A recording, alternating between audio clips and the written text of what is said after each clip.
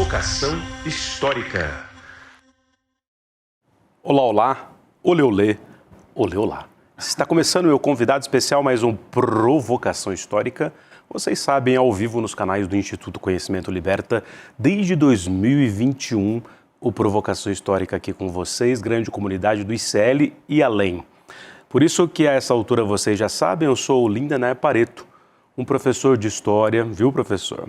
Um professor de história num Brasil que tem um intenso, violento, virulento passado pela frente. E um Brasil que está sempre às voltas com uma questão fundamental. Como diz o Gessé, essa é a questão mais importante, ou seja, a educação. Senhoras e senhores, vamos curtir, compartilhar, fazer viajar a palavra da história e da educação, porque hoje o Provocação Histórica tem a alegria de finalmente receber um dos grandes nomes que luta por uma educação efetivamente democrática no Brasil. Para além da retórica, para além, evidentemente, daquilo que são as falácias e mentiras das fundações privadas, ele que há muito tempo, faz aqui parte da campanha, um dos fundadores da campanha nacional pelo direito à educação. Ele que é professor da Faculdade de Educação da Universidade de São Paulo, a nossa alma mater studiorum. E é uma voz contundente e crítica que vai discutir com vocês aqui, afinal, qual é o grande problema da educação brasileira. Senhoras e senhores, jovens do Brasil, recebam então no palco do Provocação Histórica ele, que também é cidadão carioca, ele, que é um paulistaner da gema, ele, Daniel Cara. Seja muito bem-vindo ao Provocação Histórica. Finalmente! Finalmente, Lindener. Prazer estar aqui com você, é um prazer estar com toda a comunidade do ICL e poder conversar sobre educação, que é fundamental, a nossa grande paixão, nossa paixão em comum. Exatamente. Exatamente hoje, que é o dia do professor. Parabéns, meu glorioso. Parabéns. O que você gosta de ouvir quando é dia do professor? Dá uma certa frustração, né? Porque você fica, peraí, vou receber presentes, elogios ou vou ser esquecido mais uma vez? Olha, a hipocrisia brasileira é tão grande que no dia do professor as pessoas comemoram a educação. No dia seguinte tudo volta ao normal. O problema sempre é esse, é muita retórica, muito discurso, pouco recurso, pouco trabalho efetivo para garantir uma educação pública de qualidade. Mas a gente persevera, essa é a nossa paixão e a gente tem que seguir firme. Patós, uma alegria te receber aqui. A gente há tempos se via pelas redes e eu acompanhava o seu trabalho, também em outros canais progressistas, também na USP. Mas a gente se encontrou, a gente vai falar disso aqui, vozes de nossa alma, vocês que estão aí desse lado, aí do outro lado, mas aqui desse também com a gente. A gente se encontrou no Rio de Janeiro há pouco tempo atrás, porque ambos, e Gessé Souza também, a gente foi homenageado como cidadãos cariocas. A gente vai falar disso tudo e muito mais, mas antes disso, então a questão que não quer calar é essa, Você já ganhou o prêmio Darcy Ribeiro, a gente comentou nos bastidores lá no Rio que todo mundo usa essa expressão, Eu fui derrotado em tudo que eu fiz, mas não queria estar do lado dos vencedores, eu fracassei, mas a gente quer parar de fracassar, Então qual é a questão da educação? Por que se diz que ela é sempre um fracasso, a despeito da gente ter tido Darcy Ribeiro, Anísio Teixeira e mesmo o Paulo Freire, o Demerval Saviani, que veio aqui esses tempos atrás também? Essa é uma grande questão, Lindener, porque na prática a gente precisa sempre refletir sobre isso. A cultura pedagógica brasileira é a cultura do fracasso. Veja, no passado mais remoto, a principal estratégia, o principal método pedagógico era o castigo. Isso marcou a geração do meu pai. Meu pai nasceu em 1937. Recentíssimo, Recentíssimo. E, na sequência, a cultura pedagógica brasileira passou a ser a cultura do fracasso, da reprovação. Tem um livro belíssimo da Maria Helena de Souza Pato que fala sobre o fracasso escolar. E eu considero que ele marca uma tradição pedagógica. Posteriormente, já a partir da década de 90, o fracasso passa a ser não mais dos alunos, não mais o castigo aos alunos, mas passa a ser o fracasso e o castigo aos professores. Essa é a nossa tradição. Agora, a pergunta que vem antes dessa questão que eu trago, é a pergunta do porquê que o fracasso é a marca. O fracasso é a marca porque o Brasil é um país que não pode deixar com que o povo brasileiro se realize. A história que você estuda, que é a sua grande devoção, determina isso de maneira muito clara, de maneira muito franca. O Brasil é um país que nega seu povo. As nossas forças de segurança, que deveriam preservar a vida, servem na prática para agredir as pessoas, especialmente os jovens negros de periferia. O Brasil é um país que não permite que os direitos sociais se afirmem. E a educação é, na prática, o primeiro direito social listado no artigo 6º da Constituição de 88. Para você ter uma ideia, Lindener, a Argentina e o Uruguai, no século XIX, tinham uma pauta de educação que o Brasil só vai colocar em marcha a partir da década de 20, com as primeiras conferências de educação, e fortemente a partir do Manifesto dos Pioneiros da Educação Nova de 32.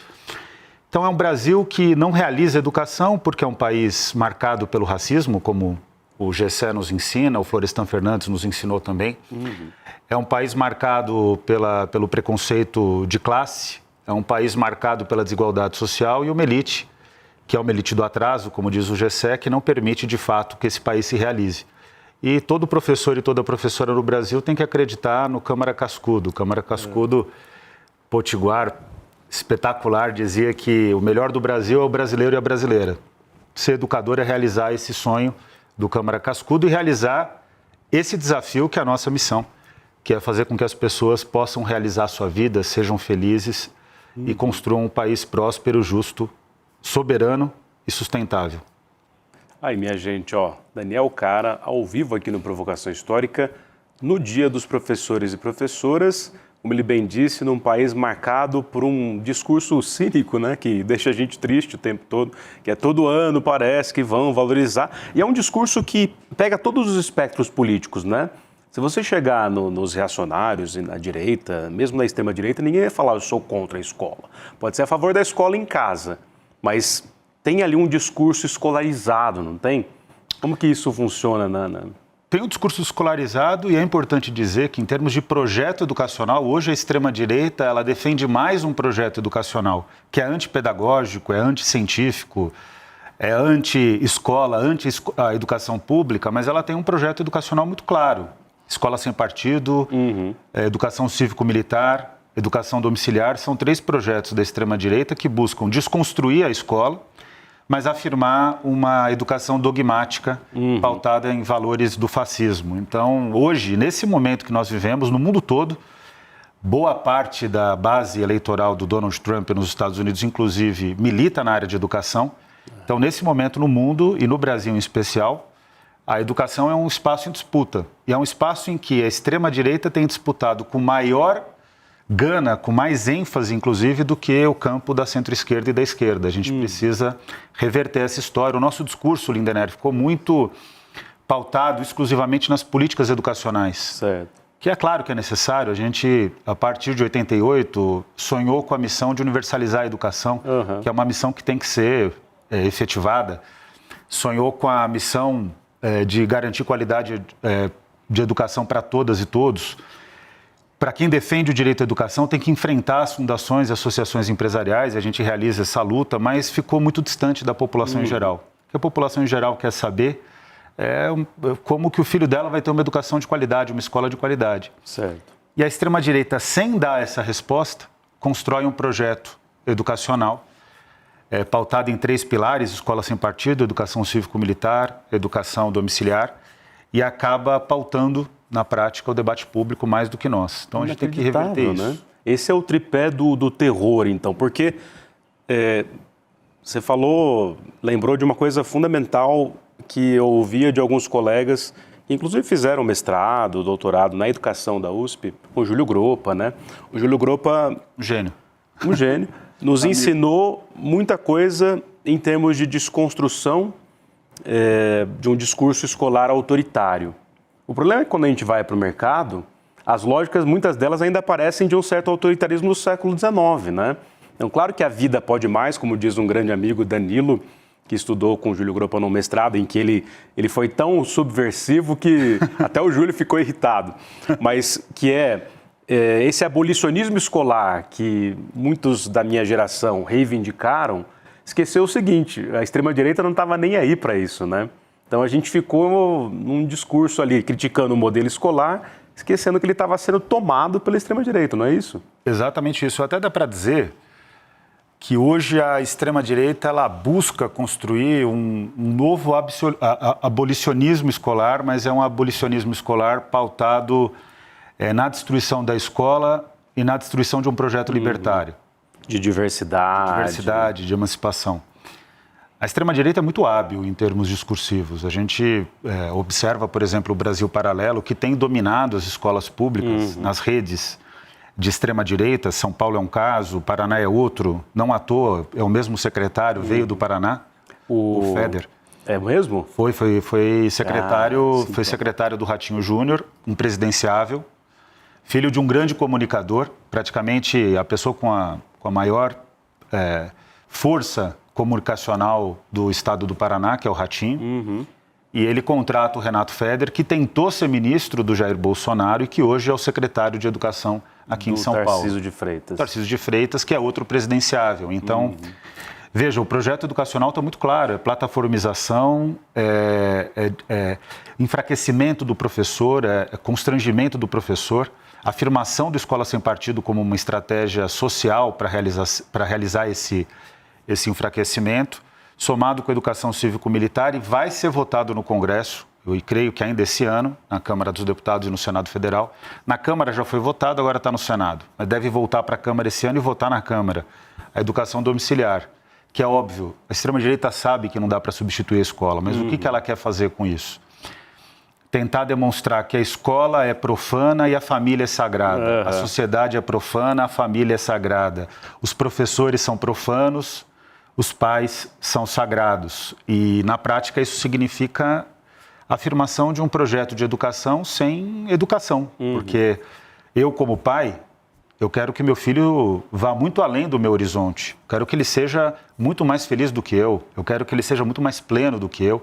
Isso significa ele ter outras referências que não se encerrem na minha experiência, que, por mais que eu tenha orgulho dela, ela é pobre diante de todas as possibilidades do mundo. Né? Inclusive geracionais, né? Exatamente. Então, eu me preocupo porque hoje nós temos dois desafios.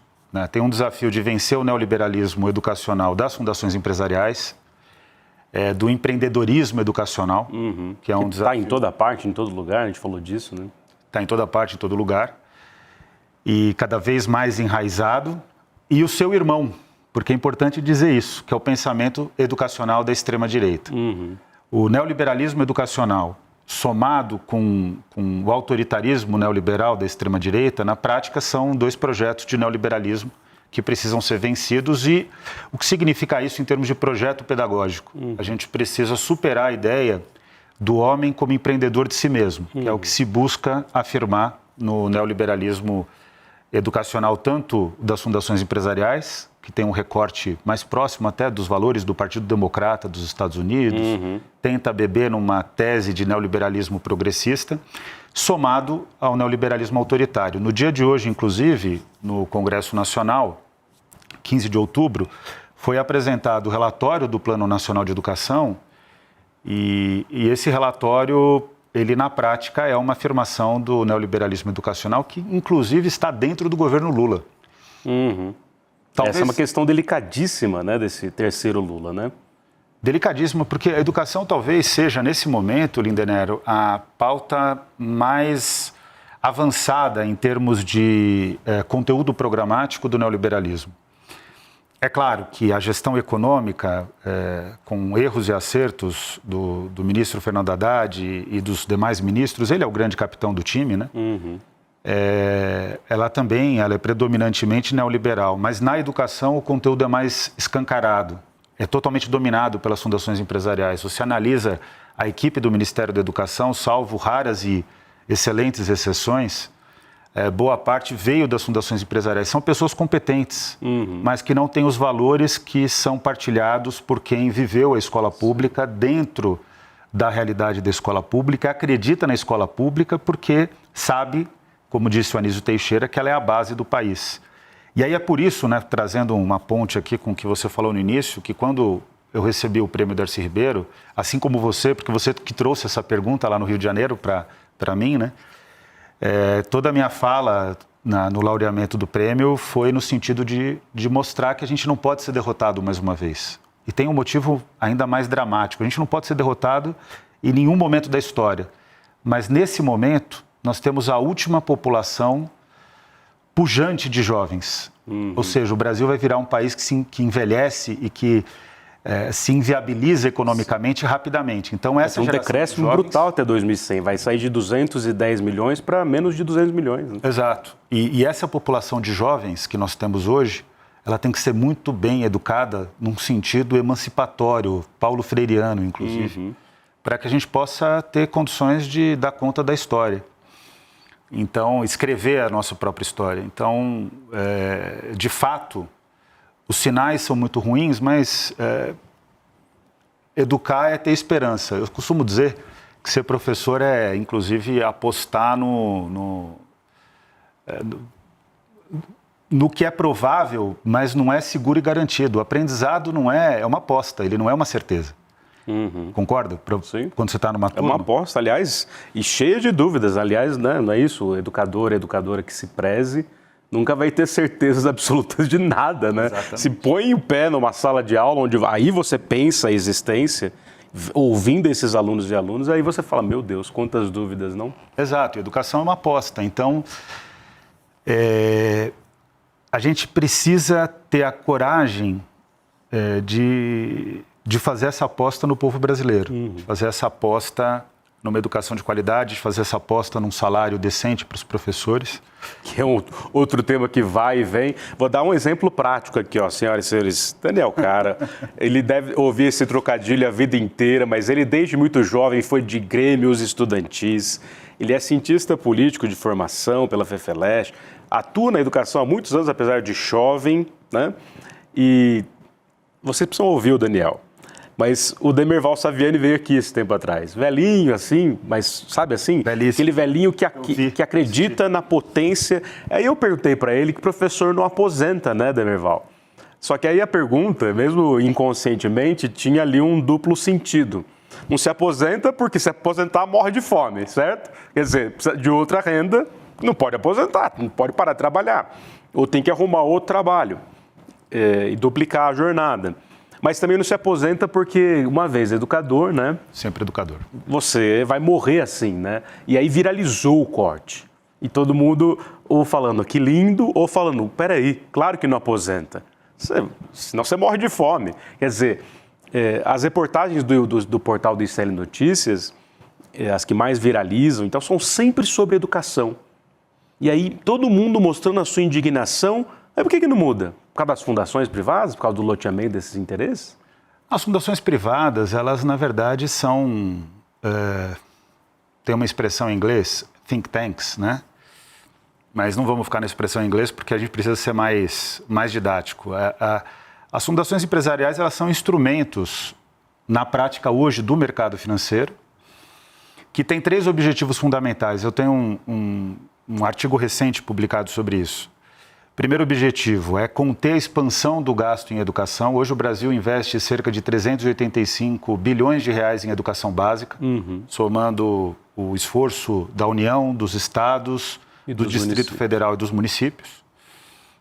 As pessoas ouvem esse número, acham que é muito, mas é pouco. Em custo aluno ano, segundo reportagem da Isabela Palhares na Folha de São Paulo, o Brasil é um dos que menos investem em educação. Ela estava refletindo ali um estudo da OCDE, a Organização para a Cooperação e Desenvolvimento Econômico. Então, em termos absolutos se investe muito, em termos relativos se investe muito pouco, e o que conta é o custo aluno ano. E aí a educação brasileira vale 3, 4, 5 vezes menos do que a educação dos países mais desenvolvidos. Para o aluno, aquilo que importa, né, o estudante em si. Então, o primeiro objetivo é conter a expansão desse gasto, é não deixar subir esse valor do investimento em educação para sobrar mais recurso para a ciranda financeira. Por isso esses congelamentos aí que o Congresso tinha aprovado lá atrás, né? Exato. E a gente tem que contar com o Senado Federal para evitar que a própria medida do Fernando Haddad contra o Fundeb tivesse sucesso, e a gente conseguiu, perdemos na Câmara, ganhamos no Senado, como era uma emenda à Constituição, fica a posição do Senado Federal, dezembro do ano passado, 2024. Foi uma vitória, dentre as muitas derrotas, pelo menos uma vitória. A gente teve até, assim, tem tido vitórias. Na semana passada, na votação do Sistema Nacional de Educação, nós ganhamos, porque as fundações empresariais, nessa tentativa de frear o investimento em educação, ela quer fazer com que direito seja recompensa. Então, veja, para um estudante poder ter uma alimentação escolar decente, por meio do custo aluno-qualidade, que é um mecanismo criado pela Campanha Nacional pelo Direito à Educação e colocado na Constituição Federal, as fundações empresariais, em especial o Movimento Todos pela Educação, quer que isso seja flexibilizado por desempenho. Então, para receber uma boa alimentação, o aluno vai ter que desempenhar. Isso É o suco, puro suco do neoliberalismo. E do elitismo brasileiro. Nossa! O que a gente pode dizer, até a gente pode fazer um ensaio sobre isso, Lindenner, é que o neoliberalismo, na verdade, encontrou na estrutura racista brasileira o seu parceiro mais profícuo, ideal. Total. E desde o século XIX, dizem os historiadores e historiadoras da escravidão. Que é aquela coisa, lembra daquela história de falar, mas é meio ideias fora do lugar? Sim. Tem nada fora do lugar, está tudo dentro do lugar no liberalismo escravocrata nacional. Exatamente. Né? Sempre tudo dentro do lugar e tudo dentro do lugar até hoje, incluindo as forças de segurança que nada mais são do que capitães do mato contra a juventude negra das periferias. Mas veja, então o primeiro objetivo do neoliberalismo na educação é conter a expansão do gasto em educação. Certo. Ou expansão do investimento em educação, a depender de como você prefere colocar os termos. O segundo objetivo é controlar o recurso que já existe. Veja, tem 385 bilhões de reais. Eu não quero que nenhum real a mais seja investido em educação, mas tem 385 bilhões de reais, eu quero me apropriar disso. Sim. Eu quero dizer como vai ser gasto, eu quero afirmar o projeto educacional. Eu quero que o projeto educacional, dizem as fundações empresariais, seja pautado na ideia do homem como empreendedor de si mesmo, da mulher como empreendedora de si mesmo. Então, o segundo objetivo é gerir esse recurso. E o terceiro objetivo é privatizar. Se eu puder obter lucro desses 385 bilhões de reais, se eu puder me apropriar do fundo público brasileiro, via privatização, na realidade eu vou estar ainda me aproveitando de forma mais direta do sangue e suor do povo brasileiro, que quem faz o orçamento público é o povo, e é o povo que não cabe no orçamento. Então, a luta pela educação é uma luta que enfrenta essas questões. As fundações empresariais, com uma burocracia extremamente especializada, que vai para os Estados Unidos, para a Inglaterra, para a Escócia, para a Alemanha, estudar e tentar trazer... Finlândia, tentar trazer... mas especialmente as universidades da Ivy League nos Estados Unidos, o Jorge Paulo Lemann, de maneira muito provinciana, inclusive, financia essas universidades, tentando ser aceito num mundo... Pela elite da Universidade Americana. Exato. E na prática, é claro, ele é um bilionário, ele vai ser aceito em qualquer lugar. Mas pelas informações que eu tenho, pelos professores das universidades nos Estados Unidos que eu converso, ele não é... Ele é só considerado mais um homem de terceiro mundo que financia o império estadunidense. Esse é um bom epíteto para quando, né, for para a paz dos cemitérios um dia, né?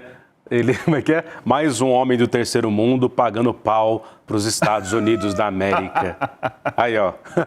Né? Essa é uma boa... Vale um conto seu. Vale uma crônica no portal. Exato. Não é? Mas, olha, o que eu vejo é que a luta contra esse instrumento, contra essa burocracia extremamente especializada, precisa ser uma luta muito bem articulada. Eu defendo duas teses fundamentais. Os educadores precisam se apropriar da economia. Eu tenho uma orientanda que está fazendo um modelo econométrico para refutar posições de econometristas da educação que defendem que quanto mais tempo do aluno na escola, melhor. Ela vai dizer, olha, a partir de um determinado momento... Isso é uma falácia. É uma falácia, né? A Julia Nader Dietrich, que é genial. E a gente tem que se apropriar, portanto, da economia, do debate econômico, ele tem que ser nosso. O que é economia? Economia é a realização das necessidades materiais. Os educadores têm necessidades materiais. Política, né?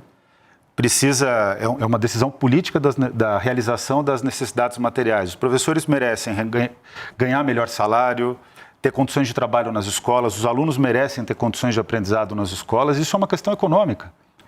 E a gente precisa trazer a economia para a educação a partir dos educadores e não dos economistas. Então, esse é o primeiro desafio. E o segundo desafio, o Brasil precisa entregar a educação para as educadoras e para os educadores. E não para os burocratas. Não para os burocratas, para os cabeças de planilha. Nossa, eu fico emocionado, até me arrepia quando eu lembro do Leonel Brizola, num Roda Viva. Fernando Henrique Cardoso critica o CIEPS. E ele fala... são os brizolões, né? Dizendo que era muito caro, ele fala, cara mesmo é ignorância. Grande Leonel Brizola. Grande frase. Gaúcho, mas carioca como nós dois. Exato. Filhotes da ditadura! Filhotes da ditadura. E aí ele vai dizer que o que ele não aceita é uma educação pensada pelos burocratas, pelas pessoas que vivem em planilhas, pelos tecnocratas, ele diz, né, de forma vibrante. Como também dizia a Maria da Conceição Tavares. Nossa, essa... Não são economistas, são tecnocratas! Exatamente, Duas grandes pessoas, dois grandes personagens, e a gente tem muitos bons personagens na educação, muita riqueza entre as autoras e os autores brasileiros que tratam da educação, desde o Joaquim Nabuco, que quando abordava a educação, abordava com muita propriedade. Mas é isso, as forças estruturais até hoje são maiores do que a nossa força. Mas eu acredito na esperança do Antônio Cândido, meu amigo. O Antônio Cândido dizia que o socialismo é a doutrina mais vitoriosa.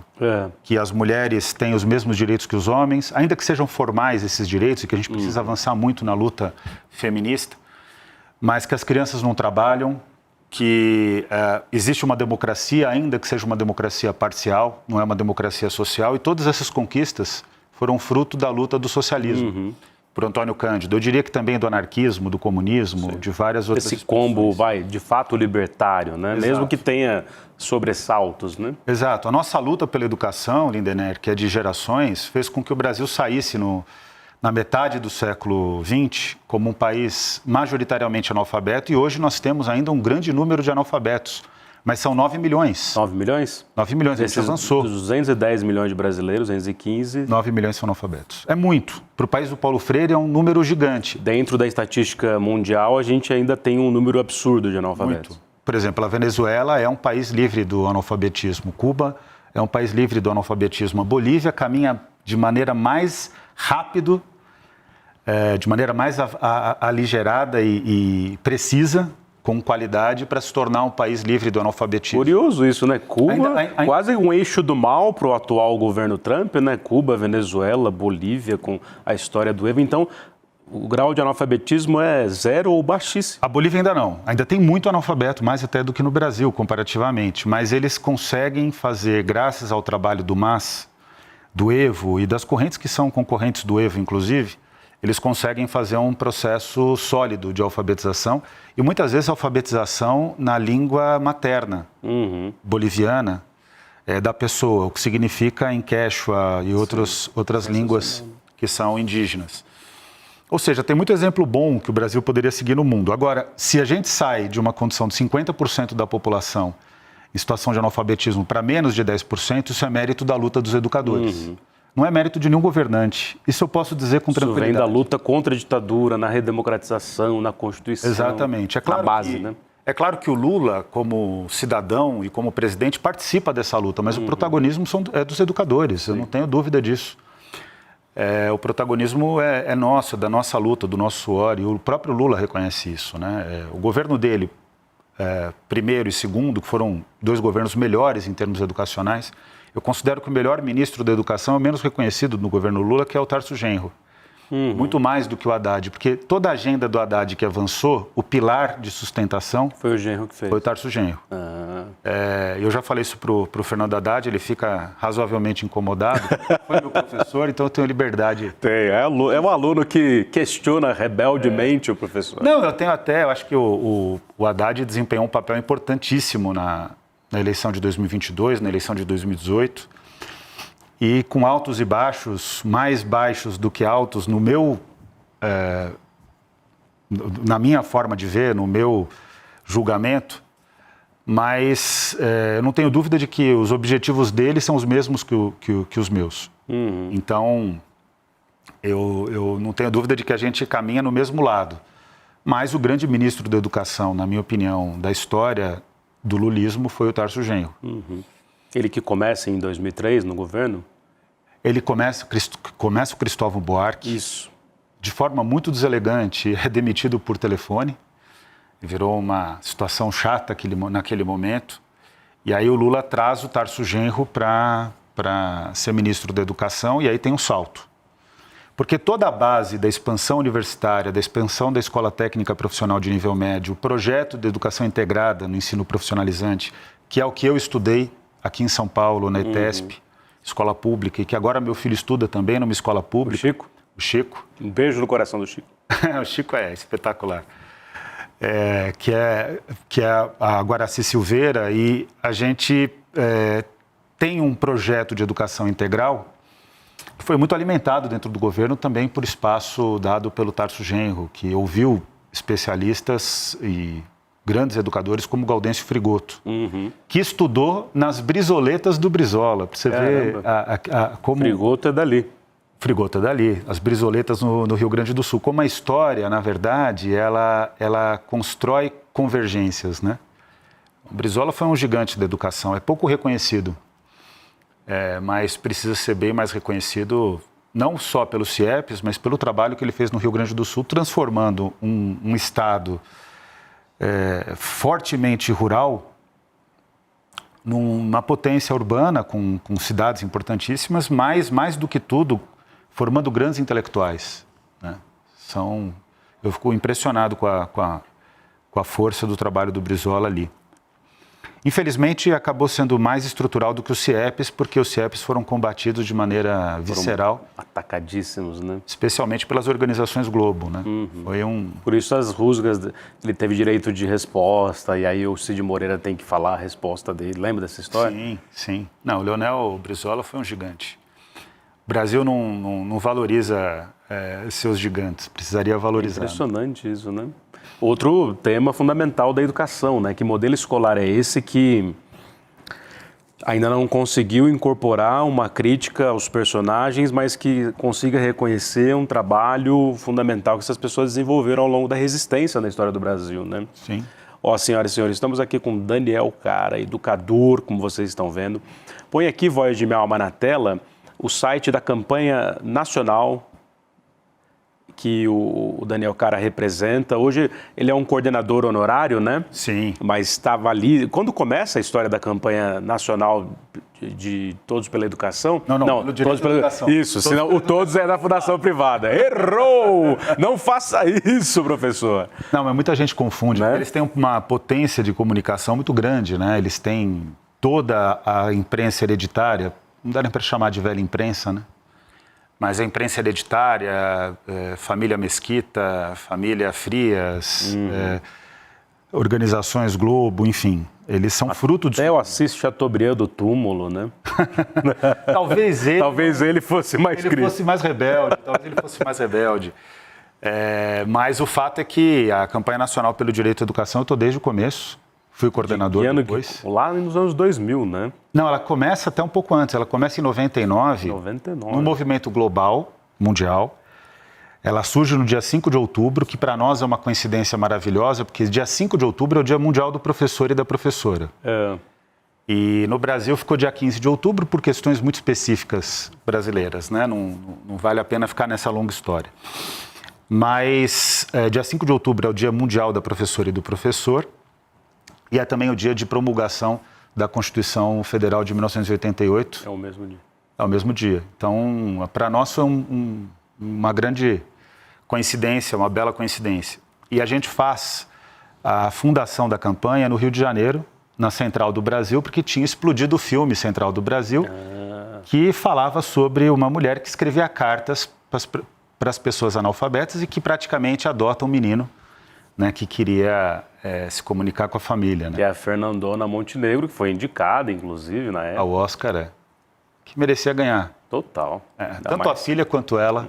A filha ganhou, que bom, fico muito feliz. Mas a Fernanda, ela é... Meu critério, sempre pautado no futebol, maior de todos é o Pelé. Indiscutivelmente. Então, a Fernanda é a Pelé, é a Marta, pronto, resolveu o problema. Para não ficar aquela comparação, né, do gênero também. É a Marta, né? Da teledramaturgia brasileira e da dramaturgia brasileira. Não resta dúvidas. Aí, a campanha nacional pelo direito à educação, para a gente não confundir, né, inclusive, isso que você fala, não confundam, né?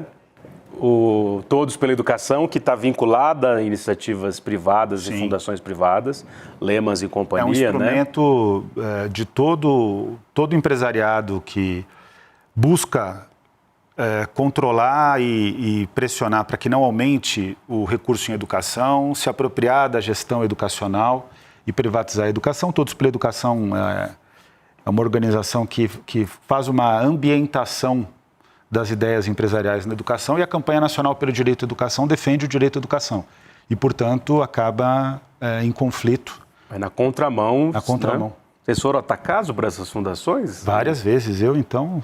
Total, assim, pressão... Pressão. Ameaça. Pressão, vetar a participação em programas. Censura brutal.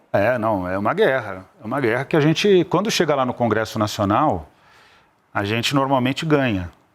Ganhamos no Fundeb, ganhamos na reforma do ensino médio, na reforma da reforma do ensino médio, ganhamos agora no Sistema Nacional de Educação.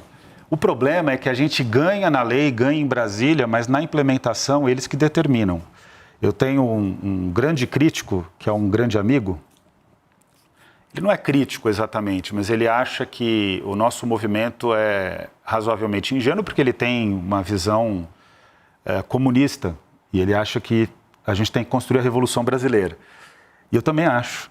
Eu dedico a minha vida a isso, só que a revolução se constrói na vida concreta, ela não se constrói no mundo das ideias exclusivamente. O mundo das ideias é orientador, né? Mas não é o espaço concreto de realização material, inclusive, do processo de transformação. E a revolução fermenta em tempos históricos que se cruzam, né? De ontem, de hoje, do agora, né?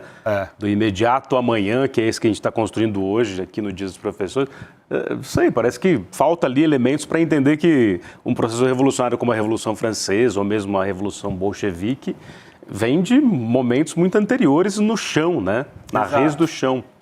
E eu falo isso para ele, inclusive, até eu vou utilizar suas palavras para tentar explicar, né? Que a gente, de alguma forma, nas nossas vitórias, vai dando espaço, né? Para um anseio revolucionário, né?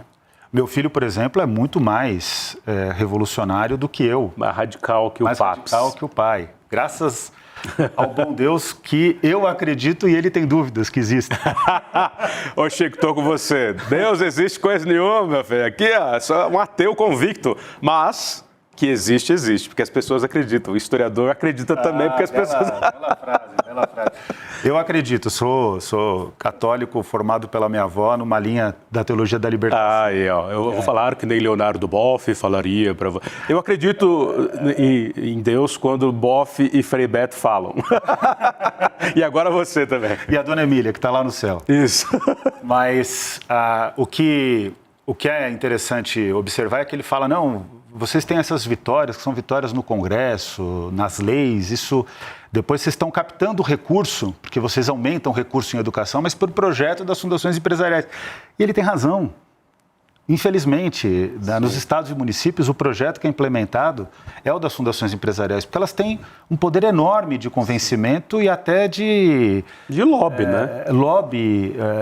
Alguns autores, fazendo aqui uma tradução livre, autores estadunidenses críticos, do pensamento crítico, vão dizer de aliciamento econômico, tráfico de influência, acho que são termos pesados, até porque configuram crimes, mas vale. O capitalismo é um crime constante, não é? Eu tô com essa ideia fixa. Não dá para analisar a história do capitalismo sem analisar que é um crime constante. O PCC está na Faria Lima, não deveria chocar ninguém, porque o capitalismo é crime. Eles só formalizaram o negócio, né?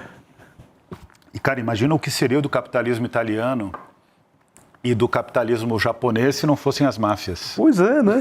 Foi uma dificuldade, inclusive, de acúmulo de capital. Mas... Nunca viram o Poderoso Chefão, né? Nunca viram o Poderoso Chefão. E é claro, a gente está falando desses dois países porque tem mais literatura, mais produto cultural. Se a gente pegar o Brasil, não é distante disso, pelo contrário, né? A apropriação de riqueza pautada na exploração do outro, ela é claramente um crime. É um crime constante, né? Como você bem colocou. Mas o fato é que eu acredito muito nisso, né? Eu sou completamente pautado pelo Chico Science. Um passo à frente, você não está mais no mesmo lugar, né? Eu acho que a gente tem que seguir a nossa linha, enfrentando as fundações empresariais com realismo, mas ao mesmo tempo com uma visão determinada, otimista. É muito difícil. Rapaz, eu tenho dado muita palestra pelo Brasil afora e está cada vez mais difícil falar com educadores, porque as pessoas estão muito tristes, muito desesperançadas, muito desalentadas. Total. Que é o que eu falei para você que aparece nesses cortes sobre educação que a gente faz aqui no ICL, sabe? E o que eu respondo quando as pessoas me perguntam sobre isso, verdadeiramente, é que a esperança ela não está na expectativa de algo que vai acontecer.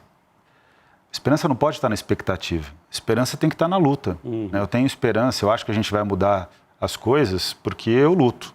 E porque eu vejo uma escola pública de qualidade como a que eu estudei e a que meu filho estuda. Porque meu filho tem uma professora, vários professores, mas falar de uma só, que é a Monique Pessoa, que enfrentando a reforma do ensino médio, ela leciona sobre os grandes autores. Meu filho vai chegar na universidade, e ele vai chegar, eu faço questão que ele chegue, ele tem esse compromisso também, mas ele vai chegar na universidade sabendo sobre Nietzsche, sabendo sobre Platão, Aristóteles, Hegel, os federalistas, graças a essa professora. Agora, todo o decolonial que aparece, né? Todo o decolonial. A retomada de Abdias, Lélia Gonzalez, coisa que a gente não ouvia na nossa geração. Mas eu não ouvia nem sobre esses grandes autores estudando numa ótima escola pública. E quando eu chego na universidade, eu chego muito atrás dos alunos de equipe, dos alunos... Isso, mesma coisa comigo aconteceu.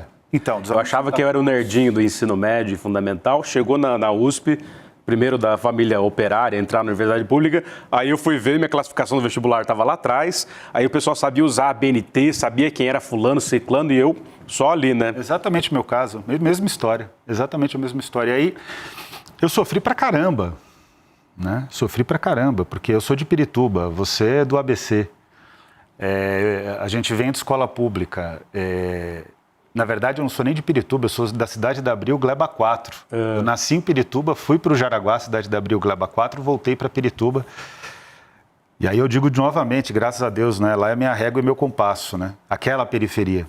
E você veio do ABC, que é a mesma história. Mesma história. E meu filho não veio dessa... A mãe dele é do Jardim São Luís, eu sou de Pirituba e Jaraguá. Ele está acostumado a andar nos nossos bairros, ele anda nos nossos bairros, né, de origem.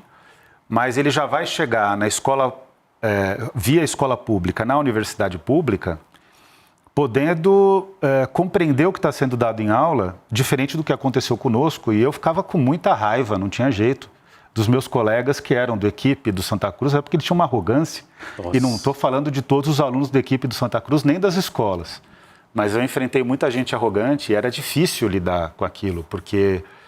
Era uma arrogância que... Empáfia, né? Que em geral são os que entram na universidade depois. Aliás, como professores universitários. Passam nos concursos. Isso está mudando, graças à política de cotas. Né? A gente está conseguindo reverter essa história. Mas também por um outro fator. Hoje, ser professor universitário não é financeiramente atrativo, Lindener. É impressionante. Então, isso, eles acabam indo para grandes... Eu acho que ser professor em nenhuma instância é financeiramente atrativo, né? É inacreditável, porque isso em todos os lugares do mundo, e as pessoas fazendo um discurso de que valorizam o professor e tal, aí você vai ver no Vamos Ver, no Tete a Tete, no alucinado da planilha, no não sei o quê, né? Todo mundo boicota o livre exercício do pensamento, se incomoda quando a gente ali rebeldemente tenta pensar coisas de uma maneira diferente. Exato, e é isso, acho que o nosso desafio é construir uma nova educação, uma nova universidade, né? E aí eu vejo, assim, para mim é inenarrável o prazer de dizer que meu filho vai ser capaz de fazer isso vindo de uma escola pública, graças a Monique, mas a todos os professores do Guaraci. Um outro professor agora, eles estão concorrendo, ele faz parte desse processo na Olimpíada de Cartografia. E eles fizeram um jogo que era um jogo cartográfico antirracista. Meu filho é uma pessoa negra, né? Minha ex-esposa, a mãe dele é uma pessoa negra e ele se vê dessa forma, então ele ajudou junto com os amigos a construir esse projeto também, graças a um excelente professor. O que é bonito na nossa profissão é isso, contra tudo e contra todos, com as nossas dificuldades, com o desrespeito, com o desengano, com o enfrentamento das estruturas, a gente constrói uma pedagogia e uma experiência pedagógica que gera possibilidades incríveis para os outros seres humanos, né? Total. E eu me recordo do meu professor, que foi o meu melhor professor de educação básica no ensino fundamental, concorre junto com a Márcia X da ETESP, o Carlão. Quem é esse cara? Ele formou o Leandrinho, que foi o melhor jogador da história do Brasil na NBA. Caramba, o Leandrinho. Leandrinho, que é lá da minha região. E o Carlão, o que ele fazia? Ele lecionava em escolas privadas e levava insumos, isso tudo acordado, né? Mas ele criava uma situação para levar insumos para as escolas públicas. Aí surge um Leandrinho. Essa é a beleza do professor, né? Conseguir lapidar o diamante em qualquer lugar que seja. Agora, lapidar diamante não pode ser a exceção, tem que ser a regra. Essa é a regra. E para isso eu preciso dar as condições de trabalho para a gente poder realizar essa nossa missão, esse nosso desafio. Total. Você vai ter que voltar aqui várias vezes, porque a gente não falou do Paulo Freire, porque tem um lugar comum de falar de Paulo Freire. Eu fui formado numa geração da USP que é completamente freiriana, mas sem ler o Freire na época. Então, quando eu comecei a ser professor, eu automaticamente fazia coisas freirianas, como, por exemplo, me lixar para o autoritarismo da coordenação pedagógica de uma escola que eu dava aula. Ela ficava enlouquecida comigo. Quando eu entrei na escola, ela falava assim, esse menino diferente, né, tal, começou a me levar para fazer palestras ali na cidade. E aí depois ela viu que eu era o professor que tirava um aluno da sala de aula para tocar violão, para fazer não um sarau, aquela coisa clichê de sarau, mas eu fazia isso que você está falando, né? Um sarau raiz. Um sarau raiz. Desafiava esses lugares comuns da sala de aula, de um processo disciplinar brutal. E aí ela começou a perceber, puxa, esse cara é indomável, eu não vou conseguir controlar ele não. Me boicotava pra caramba, mas não me mandava embora. Só que eu nunca era paraninfo da turma, porque ela não deixava. E aí é isso. Mas você vai ter que voltar para falar de Paulo Freire, Demerval e essas grandes figuras, Anísio Teixeira. Mas antes disso, senão a voz de minha alma que vai nos defenestrar, Ju, põe na tela aqui as fotografias que a gente separou para homenagear aqui no Dia dos Professores e Professoras, o Daniel Cara, o Gessé Souza e o Lindener Paredes, vocês estão vendo aí, e, claro, a Andréa Cassa, que estava ali na foto anterior, que foi quem articulou na sua luta de educadora, professora de história, na escola pública, na Prefeitura do Rio de Janeiro. Essa homenagem aos professores, mas que se estendem a todos e todas vocês, professores e educadoras do Brasil, que lutam, como disse o Daniel Cara, cotidianamente, mesmo que diante de todas essas dificuldades. Então, queria agradecer aqui publicamente a Andréa Cassa, o William Siri e ao Daniel Cara, que foi o cara que nos levou à aproximação, evidentemente, com a Andréa Cassa, e foi lá homenageado lindamente. Depois eu ponho o link aqui para vocês também, procurem aí na Câmara Municipal do Rio de Janeiro. Tem nos cortes aqui do ICL também as nossas falas. E antes da gente se despedir, queria agradecer. A Andréa Cassa nos reuniu finalmente, né? Para a gente continuar essa prosa aqui, não só no Provocação, mas para a vida, né? Com certeza. Sou muito fã do seu trabalho, professor. E eu do seu, cara. Tamo junto. Feliz de estar junto contigo aí. Emocionado aqui, mas antes de acabar, vai ter aqui a troca meio Marília Gabriela. Antes da gente perguntar o que é seu professor um para o outro. Um filme. Um filme? Rapaz, da minha infância, vou ser bem honesto aqui, da minha infância, Indiana Jones, eu adoro. Eu também. Ainda mais que é sobre história, mesmo que clichê, né? E da fase adulta, Poderoso Chefão, a trilogia. Você leva uns 5 anos para ver nos dias de hoje, né? Imagina resolver fazer cortes fragmentados do Mas eu adoro. É sensacional. Eu assisto e reassisto. Aliás, vou reassistir com meu filho. E também não vou ser mentiroso aqui, o primeiro Rock, para mim, foi espetacular quando eu assisti. Sensacional. O primeiro Rock é aquele professor, né? Que leva porrada, que tem aquela frase de efeito, de superação, tipo, leva porrada, mas você vai lá e continua, né? Pra vocês verem como eu estou sendo bem franco. Eu tenho vários pacotes estadunidenses aqui como referência. Um livro de educação para quem quer começar a desmistificar a partir das questões que se levantou aqui hoje. Eu acho que não tem como fugir de Paulo Freire, Pedagogia do Oprimido, e Educação e Direito do Anísio Teixeira. Eu acho que os dois, para um brasileiro e para uma brasileira, são fundamentais.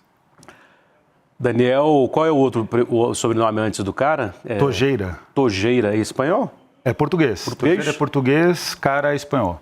Daniel Tojeira Cara, o que é ser professor no Brasil e no mundo?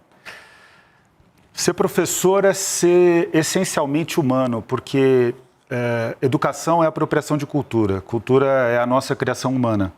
Ciências, artes, filosofia, esportes, é isso que a gente tem que fazer na escola. Permitir a apropriação do legado humano. Então, ser professor é ser eminentemente humano e ensinar a humanidade. Agora, Lindener Pareto Júnior. Tcharam! O que é ser professor?